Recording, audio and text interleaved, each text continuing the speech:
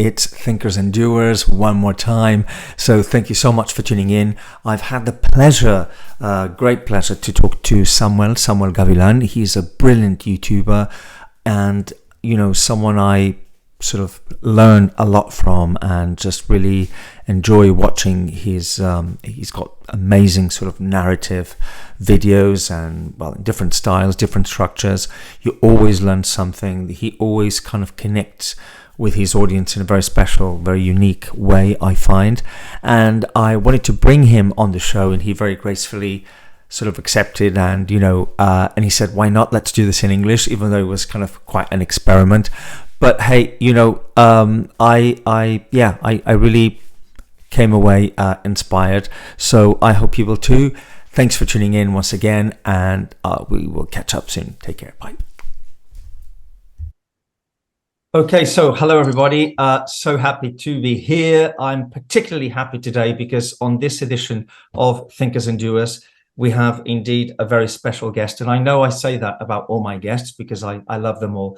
But, you know, Samuel is a very special person for me. I first met him actually sort of online. You know, I came across his YouTube channel, which is brilliant. So I highly recommend everyone to, you know, to visit it and just kind of enjoy. And Samuel, I just want to say, such a joy to have you here. I'm very happy to see you. And I'm, you know, so pleased that you accepted my invitation to do this in English, which I know is not your language. And so I just want to, yeah, kind of just say that how much I appreciate the effort that you took on the challenge. And so we're going to keep it very organic, and we're probably going to mix, you know, like English and Spanish if necessary, and we'll translate as we go along for our viewers if need be. So not to worry about that. So welcome, Samuel, and how are you? Thank you, Nuno. I am very happy to stay here with a conversation with you for the people too. Okay. I'm sorry for my English, but I like the challenge. Well,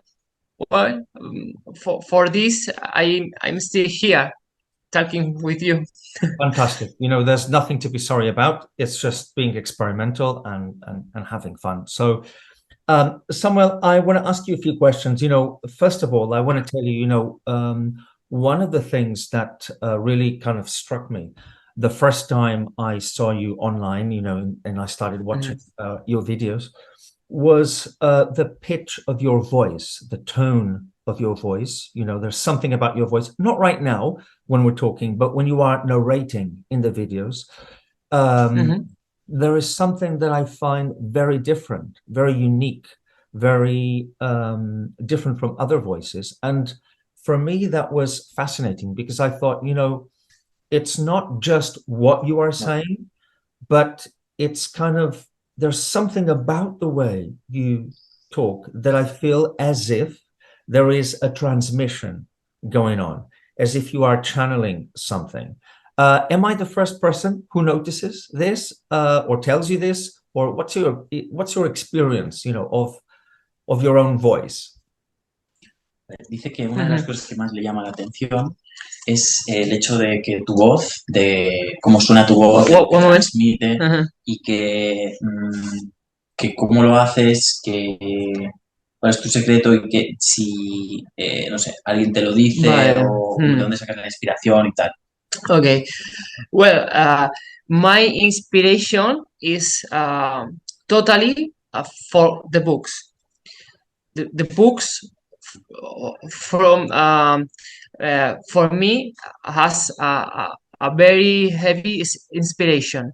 Authors like, for example, Francesc Miralles was right, Ikigai, Eckhart Tolle, The Power of Now. This is my discourse. Provide my best books. Okay, but the voice or my storytelling, so my telling is invented for me. See, I am a filter who the books, digamos, como is a new read, a new write discourse for me, and I tell the people, the persons, a new discourse from my story. Okay. Yeah, exactly. You know, what I love is, of course, the storytelling is incredible. Okay, you are a storyteller and a teacher, but a storyteller. Like, I love the way you frame your ideas into a narrative. Okay, there's like a structure that is very organic, but very kind of guiding. Okay, the viewer during you know, as we watch the videos, and I love that. In addition to that, okay, there is something about your voice that I think is a little bit dreamy, okay, a little bit like a meditative voice, you know, like when I listen, I am in a little bit of a trance, okay. I am transported when I hear your voice in the videos. And, you know, I watch, sometimes it's not good, but I watch so many, you know, YouTube videos. I'm a little bit of a YouTube addict. And I see there are obviously amazing storytellers, amazing creators out there. There are many nowadays, which is fantastic. But I find that the quality that you have, in addition to the storytelling, that makes you very unique. And maybe you are not even conscious, maybe you are not aware, but it's something about your voice that I think has that dreamy quality, you know, that lifts the viewer and makes us kind of, I don't know, makes us dream, makes us wonder about possibilities and all of that. Dice que eso, ¿no? Que tu voz le transmite como... Yes, I try to make a mix, okay, mix with my voice, my slow voice, and with powerful too, and mix with music, because the music have an impact, and the video. With these three things, I make a mix that the people or the spectators impact at different levels. Impact to the eyes, to the heart, the body. Okay. Well, it's working. Okay. So it's working. The viewers are definitely transported on all those levels. And I want to ask Samuel, when was the first time that you thought, okay, I think I'm gonna have a YouTube channel. I've got something that I want to teach. I want to talk to people. I want to share you know, my process, my wisdom. I want to learn along the way. When was the first time that you had that the seed was planted, in particular for YouTube? Well, I was a period in my life that I was stay wrong. I stay depressed, okay, more or less. And my job for me was a point that como un punto disruptivo, ¿no? O, a turning point. Yeah. And I leave my job, and I like personal growth, meditation, spirituality. And in these things, I found a power message, a power. I learned a power message, and this message for me changed my life. And I thought, these things, the people are know this message, know this sabiduría, no, It's wisdom, knowledge, knowledge and exactly. wisdom. And this was the first thought that opened my YouTube channel and tell this message, this knowledge. This is the point. And did you think, okay, YouTube channel is the perfect vehicle for me? Vehicle, okay. Yeah. Or did you think of other options? Or did you think, no, the YouTube is what I'm going to do? Yeah. YouTube is a channel, is a vehicle, is a media. I try another ways, like for example, write a book, okay. Instagram. Yes, the message is so heavy, and the vehicle is indifferent. Is YouTube and social media today in this epoch, in this part of history, is a good way for connecting from the people. But in the future, it's possible that I leave YouTube and write books, podcasts, for example, TV, television.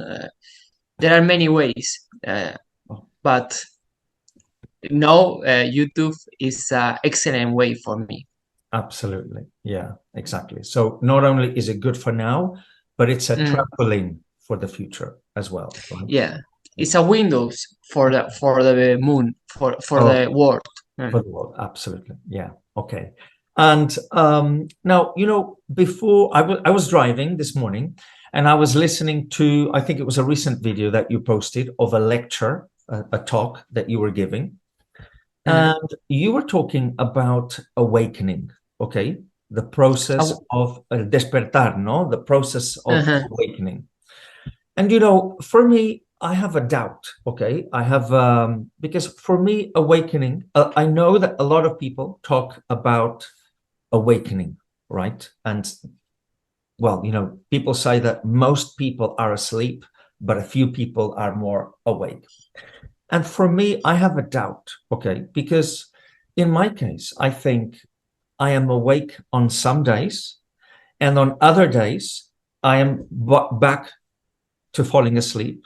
And then on another day, I am awake again. For me, the process of it's a process, and it's an intermittent process.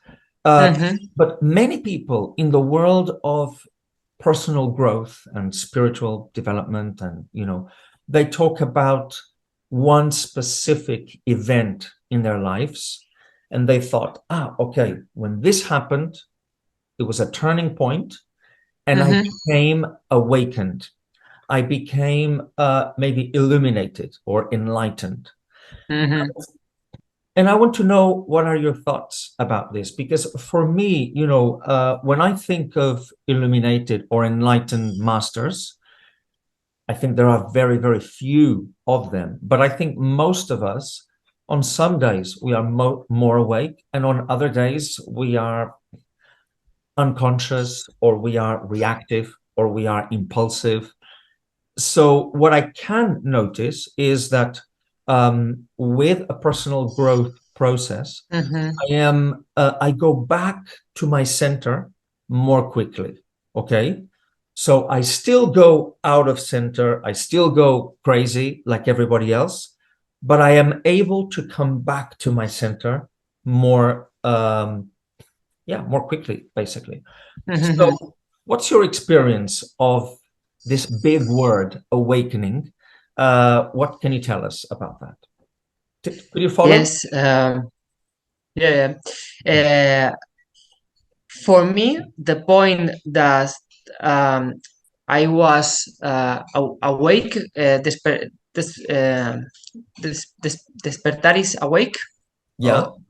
Yeah. Okay. Despierto. The point for me was when I was watching Eckhart Tolle.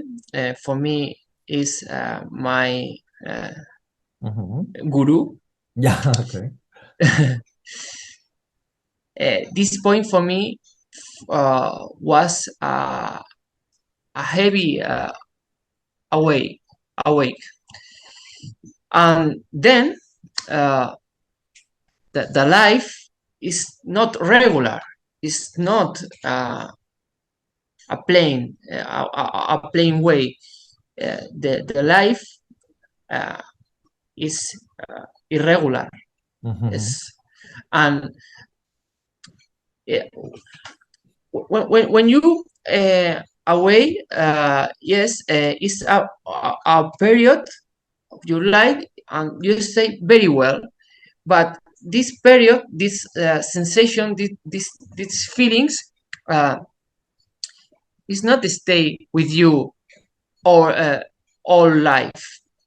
And then in your life appear the inconscient, appear sleeping, periods of sleeping. And the secret for me is that you say turn on to center, or your center, my center, more quickly, because you know about you know yourself. Yourself, exactly, myself. And this is the secret, no, for me. Know myself and know how turn on or turn for my center, because the way the illumination is real, but sometimes appear with a fantasy, with a future. No, in the future I illuminated. In the future I will illuminated or awake, but it's unreal.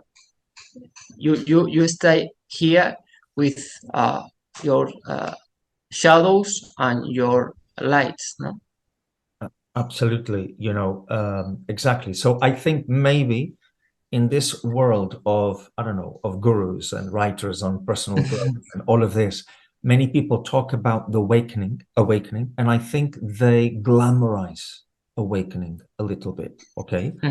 That's my understanding. I think people talk about awakening as if they had, I don't know, like a very glamorous experience. Before I was not awakened, but now I am awakened. And for me, I never identified with that, because precisely what you said, it's a very irregular way. It's just like, yeah, it's just because I think, the world in which we live is a world of polarities, is a world of complications. It's a world of, so many things challenging our mind all the time. And I think it's very difficult to stay centered all the time.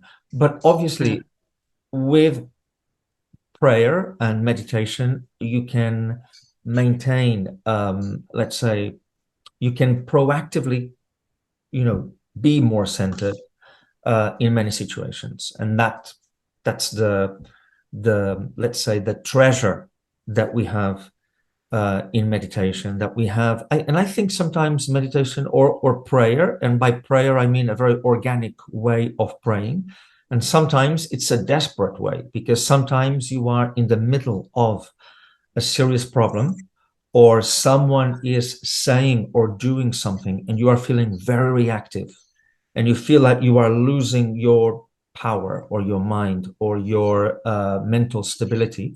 And at that moment, when you instantly pray and you ask for help in that moment, and it's very organic in the sense that you just talk, you just say, hey, I'm losing, I need help right now. And the moment you say this, you connect with your internal guidance system, right? So I want to ask if for you, do you experience that? Do you have moments of, well, agitation, like I think all of us? And in those moments, do you act straight away? Do you go inside straight away? Or how do you handle those difficult challenges that trigger, that provoke you emotionally? What's your very good question. Because it's difficult, but this is the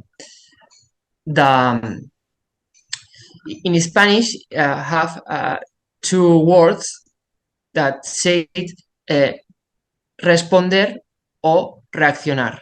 As to respond or reactive. Or to react, yeah. Yes. It's very difficult, but it's important that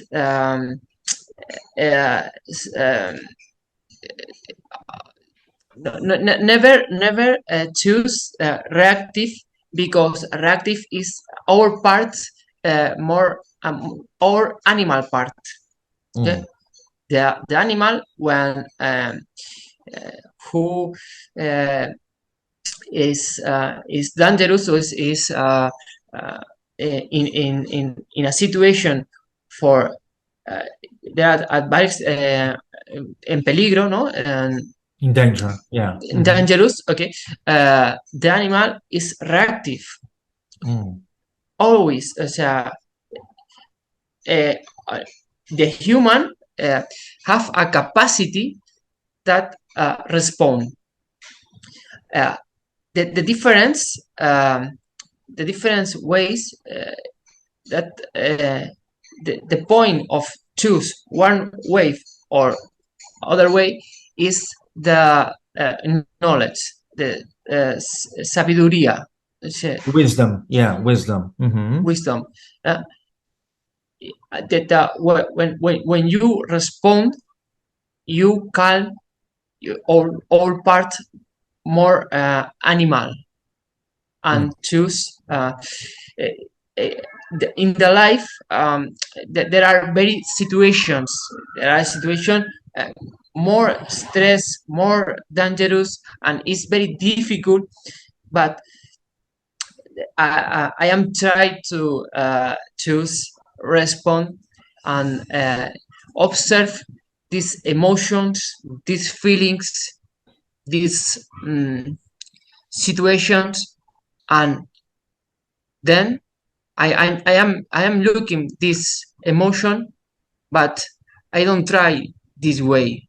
I don't try. I don't choose the way for the emotionally or feelings. I try the way of the observe and respond. Exactly. I mean, it's fantastic if you can do that as often as possible, because what you're saying is, the reactive or more animal, let's say, or more animalistic instincts, they are there. The temptation is there, but you can be different to that. You don't have to identify with those impulses, with those appetites, because you identify with your principles, and the principles guide you, right, during that time, let's say, those situations when we are tempted to act on the more basic instinct. And, one of the things that helps, I want to ask you two things. One of them is, one of the things that help me is to recognize that many of the thoughts or impulses that come to me, that come to my mind, that they are not mine. To think, maybe they are from the collective, because the collective sphere right now, we are inundated, we are bombarded with a lot of bad news, a lot of polarizing thinking, a lot of aggression and so on. And so I think, okay, maybe this does not come from me. It just comes to me, but I don't have to engage with it all the time. So that helps me. But I want to, but at the same time, I want to ask you, how can I say this? So we have developed, okay, throughout history, especially in the last few centuries, let's say, we have developed an incredible technological intelligence. That's why we are here. We're able to, communicate this way. And we also have developed, as you know, weapons of mass destruction. In less than a minute, we can just destroy humanity just like that, right? Pushing a button. Now, what I see, and I think when I read people in this field, right, I see that for me, when you were talking about awakening, I think awakening is happening to many people in different parts of the world. And it's like the message is, okay, now that we have developed the technological intelligence to produce things that are dangerous to us, we need now the emotional and the spiritual intelligence not to use those weapons and resist that temptation, right? Because it's the product of insanity.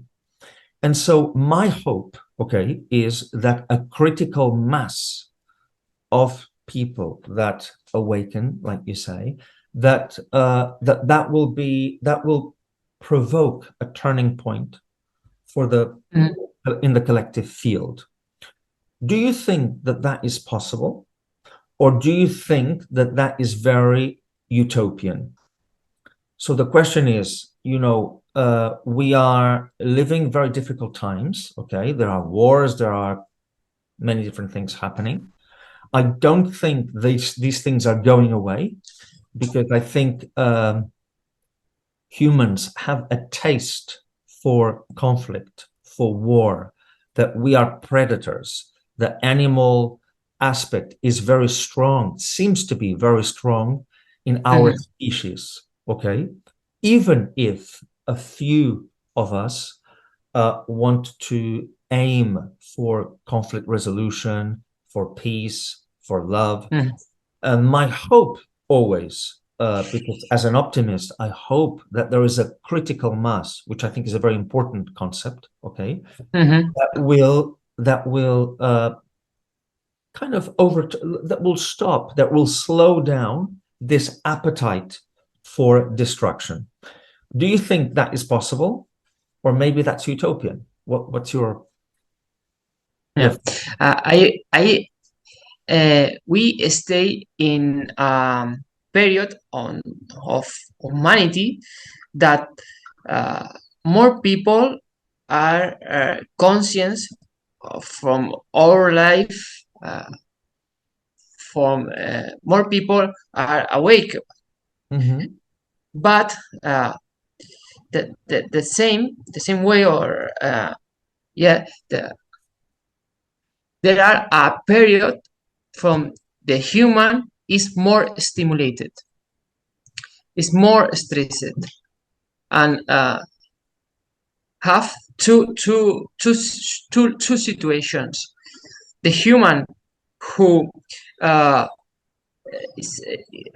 know yourself is more spirituality, enter to the world from personal growth, and this person have peace outside, inside, but it's a few people, maybe you and me, that stay in this world, and I see more people that enter to personal growth, spirituality, but that the very more people stay in a inconscient, stay in a conflict, stay in stay asleep. And these people created the wars, create conflicts, because these people are identified with your emotions, your feelings, your thoughts, and the humanity have a long way for a moon of peace or spirituality, community. It's a hard way. It's a difficult way. It's not utopia. It's possible, but it's not easy. Yeah, exactly. You know, those are my thoughts. It's possible, and I think it's what you say. I mean, for me, for example, I think that that's the goal. Okay, that's one of the principles that I want to dedicate my life to, right? And the result, well, we might not see the result in our generation, even, who knows? It might be in future generations. That's the feeling I have. The good news will be for the future generations if we get this right. But at the same time, and I want to know your opinion, you know, I try to resist. Sometimes it's very difficult. I try to not divide people into good and bad, okay? And so, for example, when I see what's going on, let's say, well, in Ukraine, but also in other parts of the world as well, sometimes I think that certain people that are in power and are in charge of those wars, it's like they represent the collective shadow, right? And unfortunately, that shadow materializes in one particular person. But if it was not this person, it would be someone else. So how can we, it's a difficult question, but how can we contribute, okay, to dissipating or to cleaning that collective shadow? The inconscient, the collective inconscient, or the collective unconscious, or the collective shadow, or yes. In this period of humanity, more people and have unhealthy mental unhealthy, because it's a ¿cómo te diría? It's a period of history very complicated, because the shadows from the people are more contentive, are more present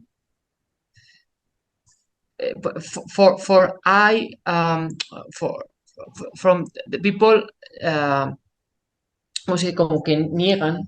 No, ¿cómo se diría? ¿Cómo se deny? Deny our shadows. Deny deny our part. For example, for me, I have a shadow, but my shadow, for example, I put a light for my shadow, and I accept my shadow. Samuel, something I read the mobile, I stay in social media, but I know my shadow, and I control my energy from my shadows. The people, or the principal problem I saw in the people in the world is that the people don't recognize her shadow, and her shadow dominated her life. Yeah. Because they